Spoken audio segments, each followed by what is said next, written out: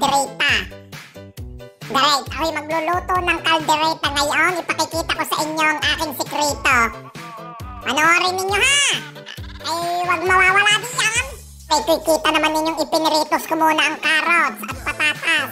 Ngayon, ari namang karne. Ari baga mga sahog na igigisa ko diyan. Sibuyas, sili, cubes. Ari may hotdog at ham at yung cheese. Kaya mga yan ay ipinirito ko sa margarine o kaya butter. Pag wala bagang butter, hindi margarine uubra na. Yan, gayaan guys. Panoodin ninyo. Ayun, bago may tomato paste. Bago ko malimutan guys, ang karne pala ibinatad ko sa limon. Walang kalamansi din at paminta. Yun, tinimplahan. Aray, ginisa ko ang sibuyas. Bago nilagyan ko ng ginayat-gayat na sili. So, kita ninyo. Gayon laan, igigisa ninyo. Pag nagisa na ninyo iyan, ilanta na ang sibuyas. Yun, ilalagay na ninyo ang karne. Ay, madali lang yan guys. Ilalagay lang ang karne, ilalagay ng paminta. Ako hindi mag-aasin.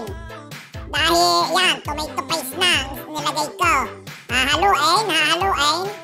Yan, gayon laan.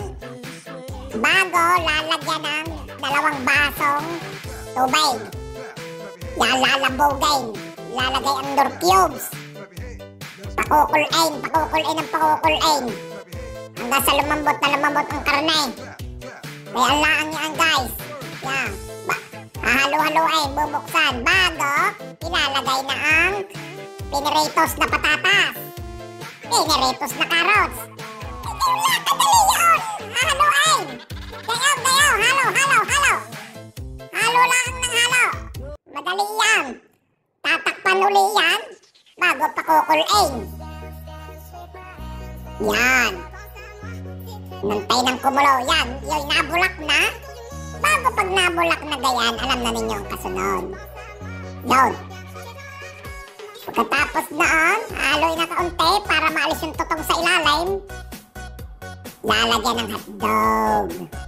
Tender juice ang nilagay ko bago aray mga ginayat na hamon. Yan. Kaya ako hindi nag-asing gawang ang hamon ng hotdog ay maalat. Yan ang mag-aalat diyan. May nor cubes pa.